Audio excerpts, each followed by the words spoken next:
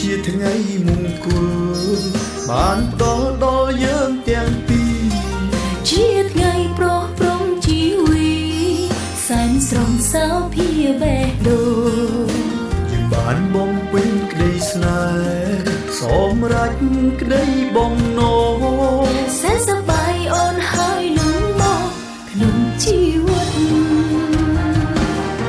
ជាថ្ងៃអាពាហ៍ពិពាហ៍គេគ្រប់គ្នារីករាយជុំចិត្តក៏ព្រោះតែស្នេហ៍យើងស្នេហ៍ពិតអិនប្រាអរគុណដែលអូនស្មោះសរ